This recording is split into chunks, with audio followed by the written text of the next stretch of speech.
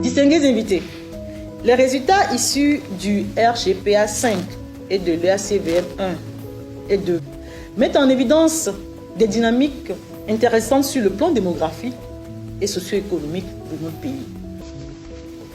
Quant à l'accès à l'électricité, il s'établit à 70,3% des ménages avec une proportion à peu près de 9 ménages sur 10 en milieu urbain contre 5 ménages sur 10 en milieu rural, soulignant ainsi des défis d'extension de l'accès à l'électricité dans nos zones rurales. Après, on nous envoie des chiffres farfelus, comme on aime les chiffres au Togo.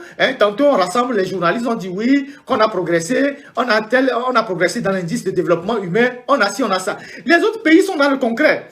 Ce que les autres pays font, on peut les toucher du doigt.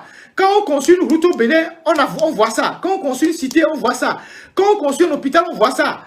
En Côte d'Ivoire, pareil. Au Ghana, pareil. Nous, au Togo, on fait des conférences de presse pour présenter des chiffres préfabriqués. On va acheter des statistiques et on rassemble les journalistes pour leur dire oui, le gouvernement travaille bien, fait des efforts. Voilà les chiffres qu'on a. On ne mange pas les chiffres. Les Béninois, les Ghanéens, les Ivoiriens ont aussi des chiffres. Ils ont aussi des chiffres. Mais eux, ils ont du concret. Ils viennent dire, bon, on est en train de faire des routes, on est en train de faire des échangeurs, on est en train de construire des hôpitaux, on construit des universités, on touche ça du doigt. C'est palpable.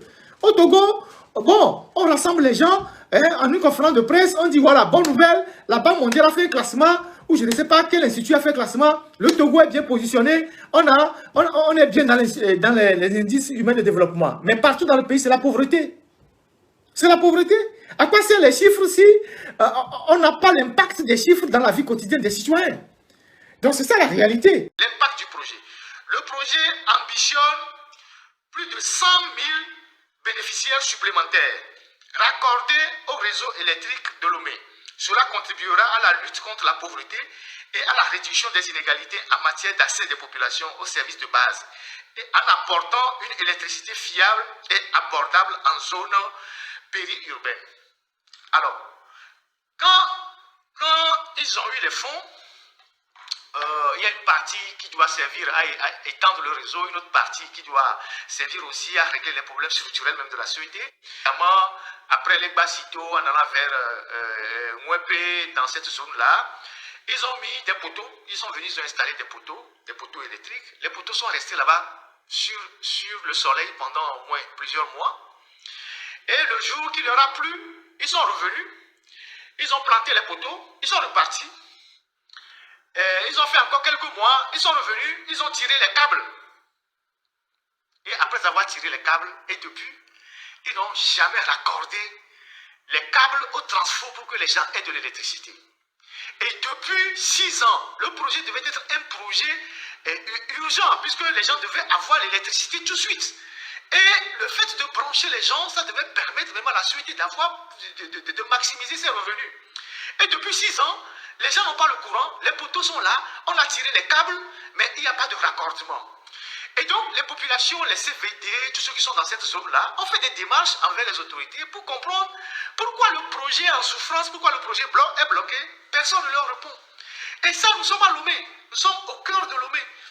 Et quand j'ai posté ça, j'ai suivi beaucoup de gens qui ont fait des commentaires. Des gens ont dit à Davier c'est pareil, des gens ont dit à Notier c'est pareil, les gens ont dit à Bagbe, ou c'est pas, non, à Djagble c'est pareil. Les gens ont cité plusieurs localités où on est venu tirer les câbles et on a abandonné, on est reparti et les gens n'ont pas d'électricité.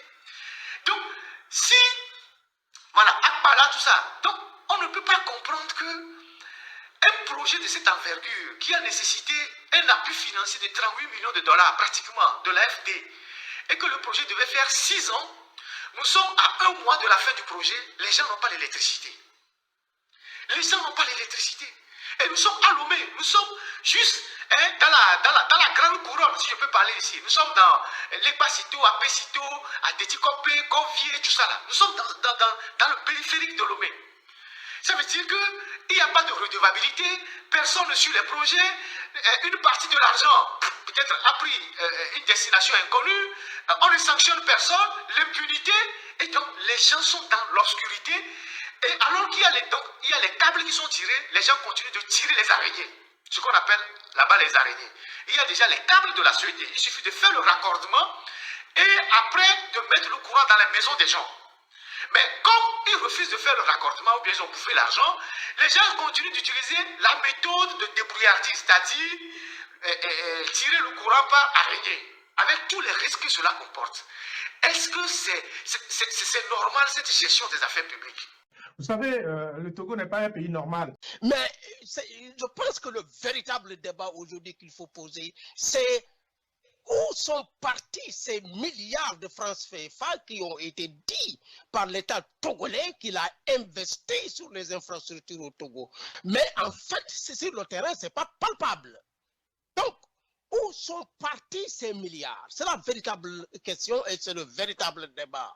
Je pense que quelque part, d'abord, d'une part, il faut parler des détournements des deniers publics des Togolais. C'est parce que des personnes camouflées ont décidé de marcher sur la tête des Togolais.